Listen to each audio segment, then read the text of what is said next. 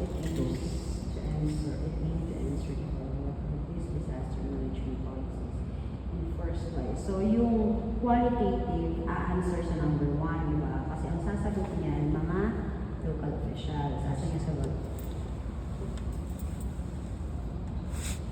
Yung thematic analysis yun.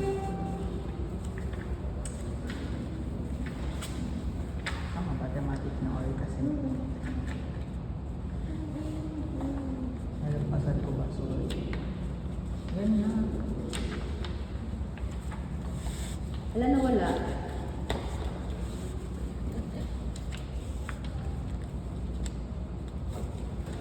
Research findings lang ba ang science?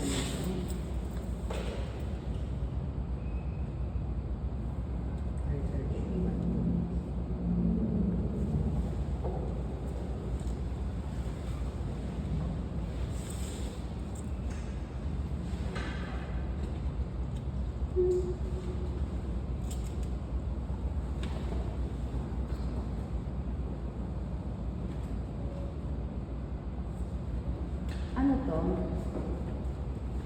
Ano to tuloy? Ano to? No. Ano saan sagot to?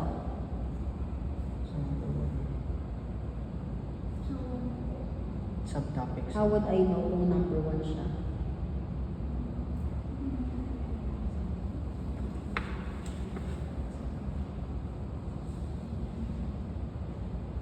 May specific ba na policy silang sinabi lang? Ano na to eh, parang kapag ano na to ng ano eh, pag sinabing policy talaga. Halimbawa, may pangalan ba yung policy nila?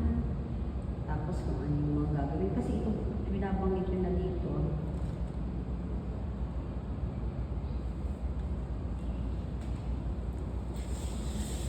Nag-abiso kami sa tao, hindi siya policy.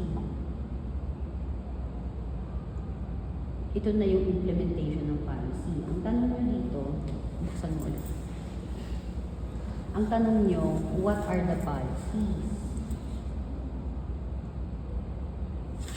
Dun sa may last subtopic, diagram. But like love subtopic. Ay, yung last subtopic ko namin. Pwede po ang consider yun ng ganun. Kasi ano na kaagad to eh. Implementation. Ay, may suko. Ito po mga consideration yun. Project yan. Project. Project. Yung policy. Ito.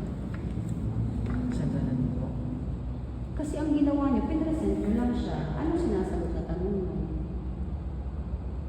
Nagigets nyo ba ang ibig kong sabihin? Pag nag-present kayo ng ano, kung ano yung tanong nyo, yun ang sasagutin nyo. So ngayon, itong mga sinasabi nyo dito, saan siya sasagot? Pag sinabi nyo yung policy, ibigay nyo yung policy according to the interview. Tsaka hindi nyo na iaano to. Ilan ang binigyan nyo ng ganito? Ha? Since Tapos quantitative, ani? yes ma'am, kasi according to Ilan ang population ng ano nyo? 10 10 lang nakatira sa barangay Malanday? yung officials po. Hindi niya po pwede. Yun yung sinasabi ko dito sa kabila din. Pareho kayo. Bakit kayo magka-quanti? Anong title nyo? Anong title nyo? Ha? Factors affecting the Implementation. Implementation. Ang tatanungin nyo dyan, residents, hindi barangay officials. Yung barangay officials sa interview lang. Ang bibigyan nyo to, residents. Hindi barangay officials. Kaya kayo naging quantity. Kasi kailangan natin malaman kung nakaka-apekto pa talaga yung sinabi ng mga barangay official nyo pagdating dito. Oh. Kasi pag ganito, hindi siya quanti. Kasi pag sinabing quanti, i-quantify nyo. Maraming population.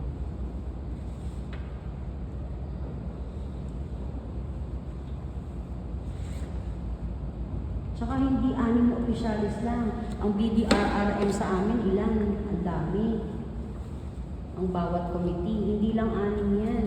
Sa amin, ang BDR, ang member ng sa ganyan, ilan? Nasa halos lahat ng tanod, member.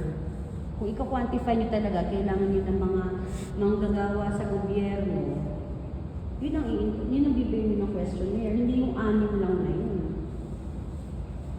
Kasi ika-quantify nyo eh, tatanungin nyo kung alam nila. Di ba? Kung aware ba rin yung mga tao na may ganun. Paano nyo ika-quantify yan? 6, hindi nyo maka-quantify. 6 lang pinasagutan nyo. Kaya paulit-ulit ako sa inyo, quantitative method talaga. Alam niyo ba pag quantitative method, di ba kayo nagtataka kung bakit 300 ang respondents nila Ablaza. Ako pa nga nakiusap na gawin nilang 200 lang. Kasi i-quantify. Eh yun, yung ilang yun. Kayo malanday, barangay sa Marikina. Ibig sabihin, mas maraming residente, mas maraming taong involved, tapos 6 lang ang respondents nyo. Hindi acceptable ang research nyo sa quantitative method.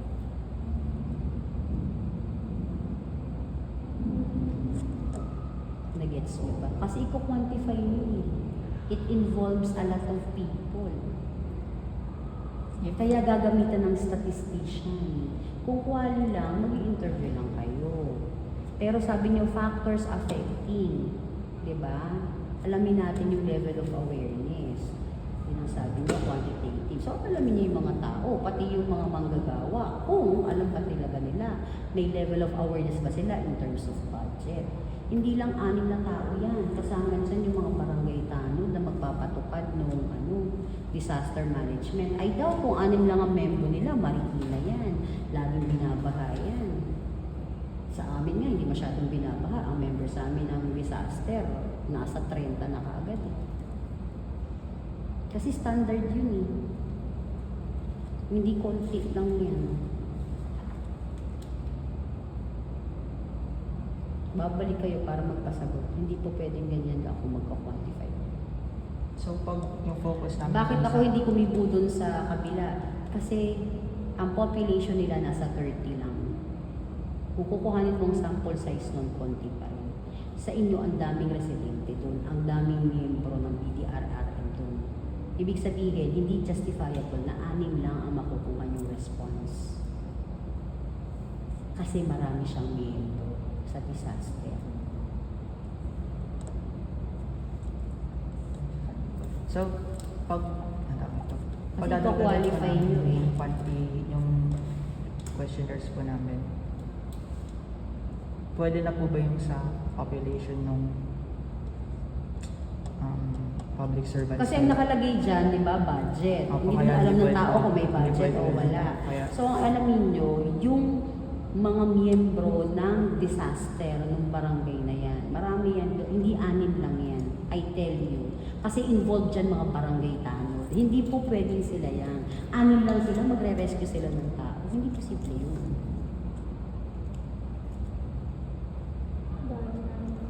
Kasi ma'am, ito po yung nakuha ng ito, framework ng guidance. Oo nga, pero sinasabi ko nga sa'yo, ika-quantify nyo nga kasi siya.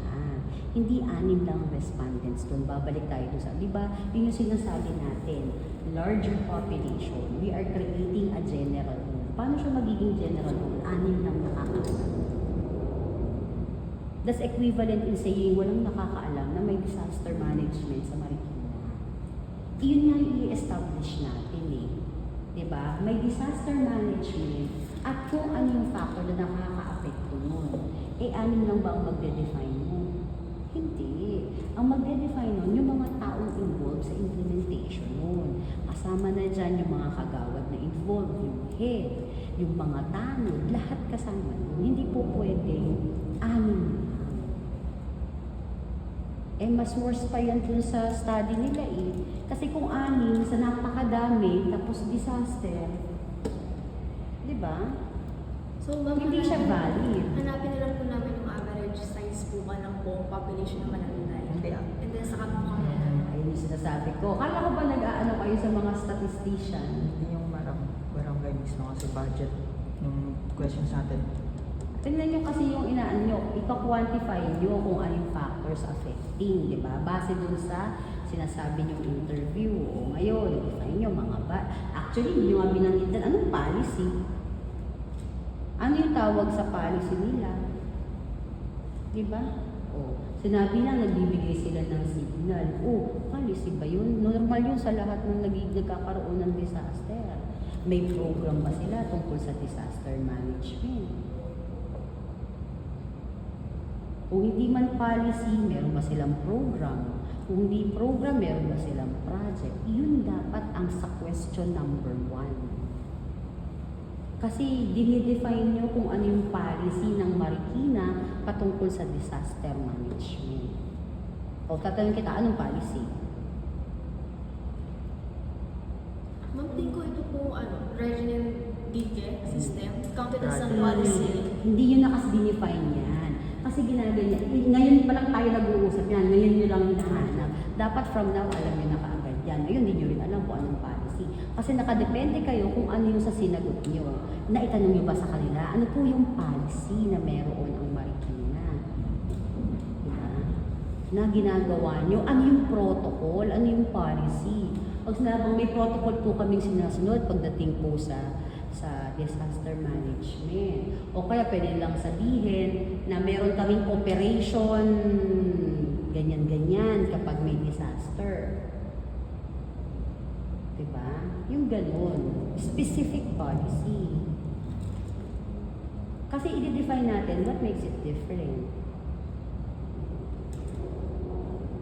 Tingnan nyo muna, balikan nyo muna kung ano yung policy / program / project ng gobyerno that is defined, that defines their disaster management. Ano? Kaya sasabi ko sa inyo, ipa-validate nyo ang tanong nyo. Kasi kung hindi tama ang tanong nyo, mali ang sagot nyo sa inyong sa research nyo.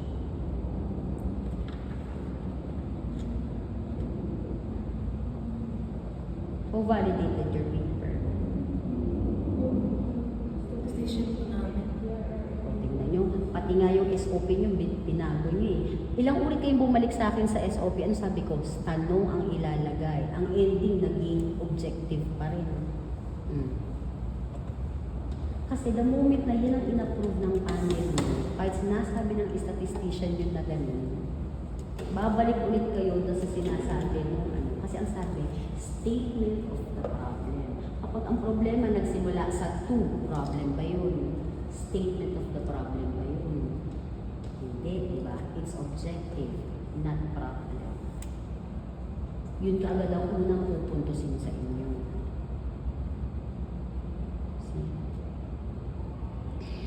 Pero Anong unang yung tanong? what are the policies and Ano yung procedures? policy? Sige. Ma'am, with all things considered, this can pass po as an actual policy while yung other po is just posing as a challenge. Kasi ito Ang talaga, tinatanong lang natin dyan, policy. ito nga po, Policy, ano nga yung policy? Bigyan mo ko ng pangalan ng policy. yung enforce po nila mismo ng DK, which is na ginawa nila po after nung Typhoon Ulysses, which is yung nagtayo sila ng mga Kasi pag sinasabi, specific lang kasi yan sa isang disaster. Ang tinatanong nyo, di ba, ano yung mismong policy na ini-impose ng barangay pagdating sa disaster management? Eh, hindi lang naman isang beses ang bagyo. Maraming beses. So, ano yung standard policy nila? okay po. That's a framework.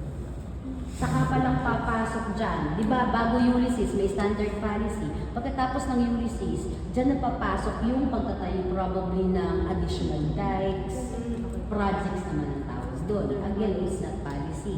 It's projects. Di ba? O ngayon, kahit pumunta tayo doon sa quantity nyo, hindi siya applicable. Hindi pa rin siya. Dahil 6 lang pinasagutan nyo. Eh di kina-quantify nyo nga eh. Ibig sabihin maraming respondents. Ba't pa kayo magpa-quantify kung 6 lang pala yung respondents? Diba?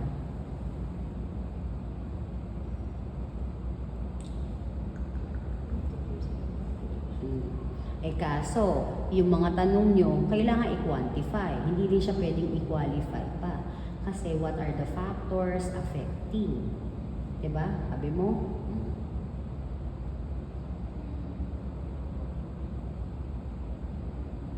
Hindi lang naman yung mag-i-implement ang pwedeng sa nag-i-implement, kompleto ang budget sa boss, pero pagdating sa baba, feeling nila hindi kompleto.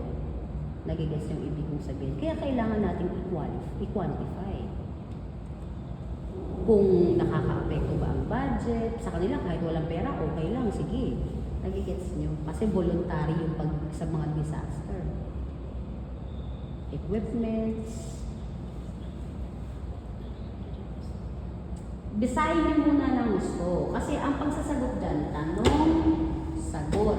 Hindi po pwedeng ganyan yung ipipresent. Kasi yun ang gusto ng panel. Kung ano yung tanong, hindi na tanong kay Sir Alex, di ba? Paano ko siya sasagutin?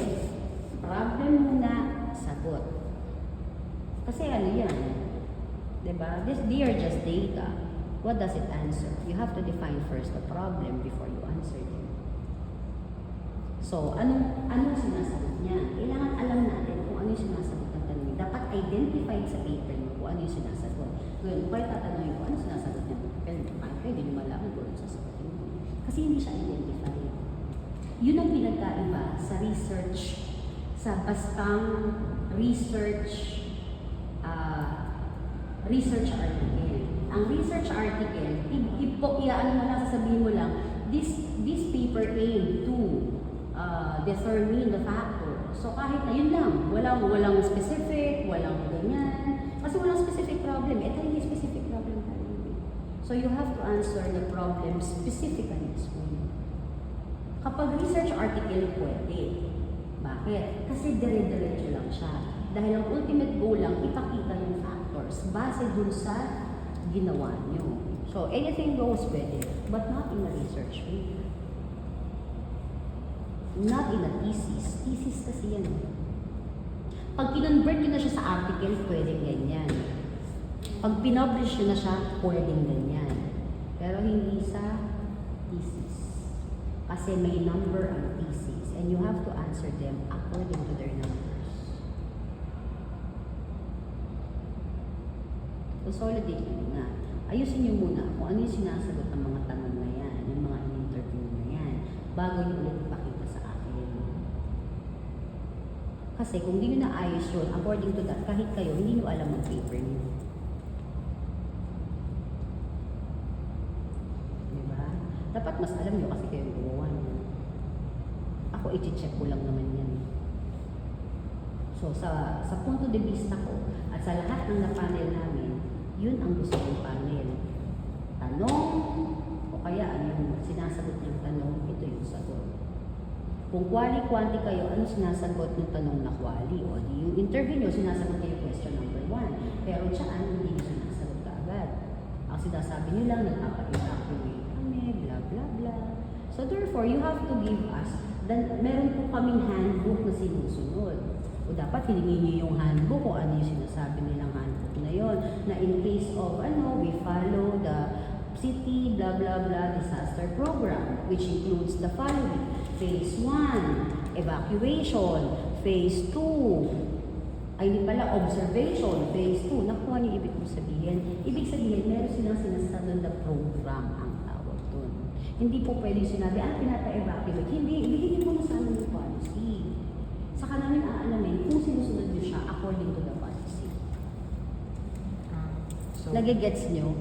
Kasi meron niyang program, sinasabi ko sa inyo, hindi po pwedeng, pinapa-evacuate namin sila pag no, it's not like that. Meron silang sinusunod na protocol dyan. Yun ang hinihingi natin sa number 1. Ngayon, kung gusto nyo i-inject yung project, pwede naman. Pero pagkatapos ng policy, pagkatapos ng protocol na sinusunod nila. Okay, pagpalo standard protocol. Kasi may standard protocol yan. Yun yung hinihingi ng question number 1. Ma'am, ito yung sa manual. Ilagay nyo. Dapat ilagay nyo dyan. Huwag nyo sabihin sa akin. Kasi kailangan natin makita yun sa paper. So parang sabihin namin, ma'am, yung sagot sa interview, this is what the hazard mapping that they follow. Parang ganyan kami sabihin. Tapos, saka nyo i-include doon yung mga sinasabi nila individually as a support. Tapos sa dulo yung thematic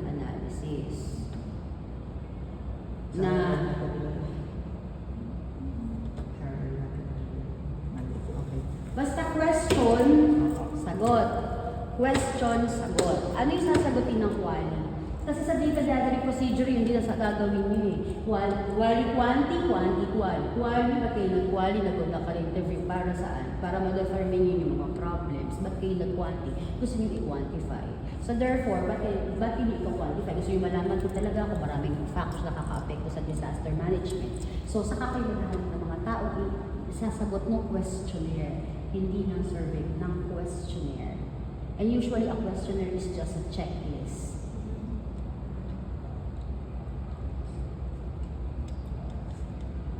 Okay.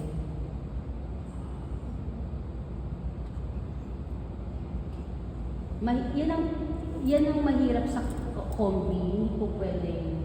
Pag sinabi niyo, pag nag-20 na kasi kayo, kaya yung ibang teacher ng SOCSI ay nag-20. Kasi maraming respondents. Di ba yung tataka kala ang plaza, bakit 300 ang respondents nila? Because that's the sampling that they got out of the 1,000 population, according to computation. Ako na lang ang nakiusap na 200 na lang kasi napakadami ng 300. Pero estudyante lang yun, all the more sa inyo. Pero hindi maghihigpit sila sa population sa inyo kasi pwede nyo laging sabihin na, ma'am kasi po ito lang po yung willing sumagot na questionnaire namin. Hindi alam ng majority. Tapos yung iba nag-refuse na sumagot. Pwede nyo laging sabihin yun. Kaya 100 lang po ang nakuha namin. Kasi nasa locality ko yung Marikina eh. Ibig sabihin, maraming tao doon. Ibig sabihin, pwedeng maraming respondents doon. Ma'am, what exactly do you mean? Well, let's say sa barangay Malande, let's 150 na tao. Lahat po yun. 150,000 na tao. Halimbawa, Lahat 70,000. Hindi, kaya nga kayo statistician, di ba? Wala yung mga 51% Kaya pa rin population. Kaya kayo yung statistician for him to know kung ilan yung sample mo. Well, alam mo naman yung Siya, population aalamin nyo. Pero sabi nyo, gusto nyo lang malaman sa mga implementors, alamin nyo yung number ng barangay tanod na kasama nilang nagpapaano niya para hindi kayo mahirapan. Para hindi residente. Gusto nyo mag-interview kayo ng residente kung gusto nyo. Pero ang magiging problema yun dyan, may alam ba sila sa budget na nilalocate ng government? Kaya talaga yung policy implementors ang tatanungin natin. Eh hindi anin lang yan, nakatulad na sinasabi nyo sa akin. Kasi pag sinabing disaster management, anim lang ba ang nagsasalba ng buhay? Tingin mo, Tomas, kapag bagyo, anim lang ba ang nakadeploy? Lahat ng barangay tanod yan sa barangay. Member ng barangay disaster, risk management, barangay dahil nakasama ko ay barangay Kadawat. Lahat sila miyembro ng BDRRMC. At lahat ng tanod member ng BDRRMC. So, ibig sabihin, kulang ang respondents nyo as per this. Kasi ika-quantify na natin yung level of awareness nila para sa factors na ganyan. At hindi per question, per category na. Mga budget po. Per category na. Hindi yung ganyan. No, it's not like that. Halimbawa, level of awareness. Percentage na kaagad kung ilan. Hindi na ganyan.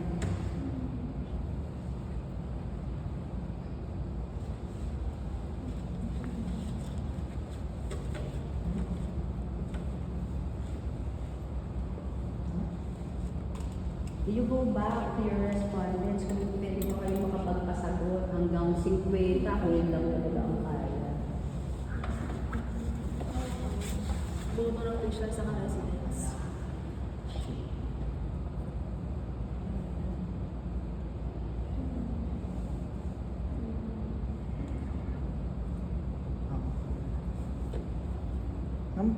Applicable pa rin din yung advice niyo pag nilagay rin po namin dun sa pangalawang second question ng SOP namin. Ano? Nalimutan ko. Yung leadership nga po pala. Considered pa rin po ba yung tanod dun sa leadership? Yung sa leadership namin? Bakit? Kung wala silang posisyon, tanong lang sila, wala na sila sa leadership. A leadership would only be determined if there exists, if there are followers to follow. Bakit nag-exist bang leaders without followers? Kasi kung ipapipilit nyo yung ganyan nyo, eh, matagal ko na sinabi sa'yo, bibitawan ko kayo para magawa nyo gusto nyo. Ayaw nyo naman. Kasi hindi tayo nag-meet halfway simula pa lang.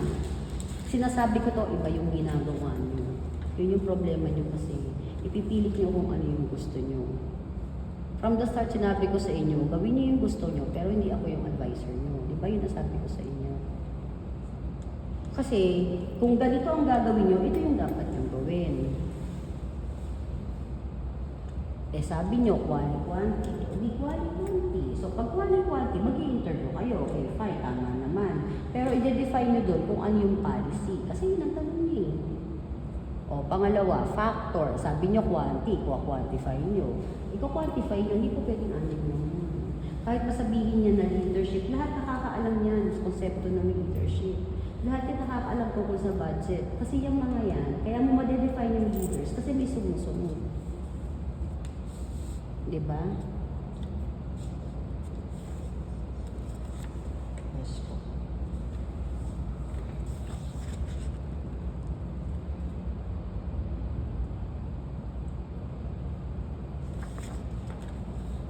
Kaya kayo petics, no? Di kayo nagpapano kasi petics sila, ano daw sasabihin nyo, hindi po, quantitative, mahina.